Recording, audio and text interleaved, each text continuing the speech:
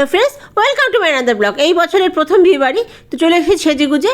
বিয়ে বাড়িটা খুব সুন্দর সাজানো। দেখুন, এটা আমাদের কোনো আত্মীয় স্বজনের বিয়ে নয়, আমার হাজব্যান্ড বিজনেস করে, তারই পরিচিত একজনের মেয়ের বিয়ে আর কি। তো যেহেতু চেনা পরিচিত কেউ নেই, শুধু গল্প করারও সেরকম আমার লোক নেই এখানে। তো বিয়ে বাড়িটা খুবই সুন্দর সাজিয়েছে। আমরাও একটু 8:30 9:30 বেজে গেছে, আস্তে আস্তে। ছেলে মেয়ে কেউ আসেনি, আমি আর আমার হাজব্যান্ডই এসছে। এই আজকে আমার লুক আজকে। তো এই শাড়িটা বহু পুরনো, প্রায় আমার ছেলের বয়স যখন 1 বছর তখন এই শাড়িটা কিনেছিলাম। প্রায় 14 বছর বয়স হয়ে গেল শাড়িটার। তো অনেক দিন পরে শাড়িটা পরলাম। তো কেমন লাগছে আমাকে জানিও। আর ছেলে মেয়ে কেউ আসেনি, ওদের পড়া ছিল, তো এই জন্য একটু আসতে লেট হয়ে গেল। আমি এক জায়গায় গিয়েছিলাম, ওখান থেকে এসে জাট করে রেডি হয়ে চলে এসেছি। তো লাইট মেকআপ করেছি আজকে, এই জন্য বেশি টাইমও লাগেনি।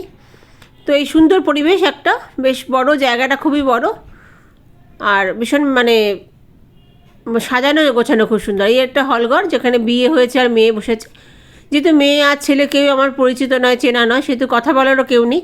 তবু যার বিয়েতে এলাম, একটু বিয়েটা দেখবো না, যেন একটু বিয়েটা দেখতে এলাম, আর দেখতে বেশ ভালোও লাগে। তো এখন চলে যাব খাওয়ার জায়গায়।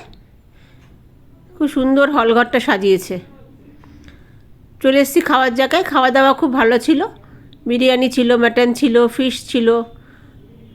তো আমরা সব খেয়ে দিয়ে নেই। এখানে আমার হাজব্যান্ড এসেছিলো, আমার ভাসুররাও এসেছিলো, ভাসুরের ছেলেও এসেছিলো। তো এই খাওয়া দাওয়া আমাদের শেষ।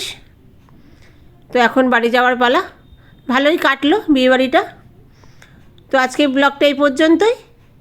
অন্য কোনো দিন অন্য কোনো ব্লগে আবার দেখা হবে। নমস্কার।